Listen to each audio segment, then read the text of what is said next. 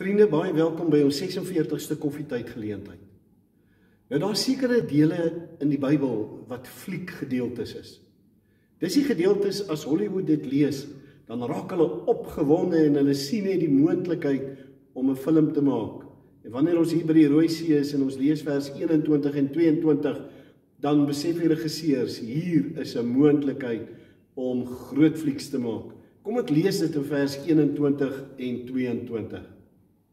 Moses het sy hand oor die see uitgesteek, en die Here het daar die hele nag die water met 'n sterk oostewind weggedryf, sodat die water oopgekloof en die see droog gelê is. Die Israeliete het op droë grond deur die see gegaan, en die water het weerskante van hulle soos 'n muur gestaan. Met ander woorde, in hierdie gedeelte het God 'n absolute wonderwerk kom doen. En hier leer ons die volgende beginsel, naamlik dat God het altyd 'n unieke wyse waarop hy 'n situasie hanteer. Gewoonlik is daar 3 maniere hoe God 'n situasie hanteer. Die eerste manier is deur wonderwerke te doen, soos wat hier gebeur het. En in Daniël 3 lees ek hoe dat die koning vir Daniël hulle binne in die vuur wou gooi, en hoe dat Daniël sê, koning, jy kan ons maar in die vuur gooi. Ons God sal ons red. En as hy dit nie doen nie, dan gaan ons hom nog steeds dien. Maar hulle het absoluut vertrou op 'n wonderwerk. En ek weet, dit is wat jy en ek gewoonlik bid. Wanneer ons siek is, bid ons, ag Here, help net om gesond te word. Wanneer daar finansiële krisis is, Here, help net dat daar geleenthede sal kom. En so bid ons elke keer vir 'n wonderwerk. En is nie verkeerd nie. God gebruik ook wonderwerke. Maar daar's 'n tweede manier hoe die Here optree in ons lewens. En dit is om die alledaagse te gebruik.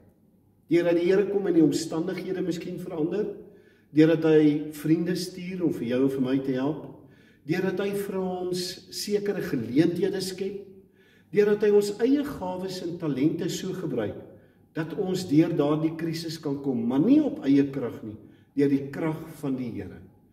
En gewoonlik hou ons nie baie van hierdie manier nie, want dit beteken dat ons self ook 'n groot inset daarin het, alhoewel God ons lei.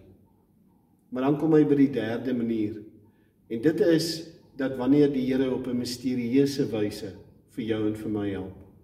Dis die tye wanneer dinge gebeur en ons dit glad nie kan verstaan nie.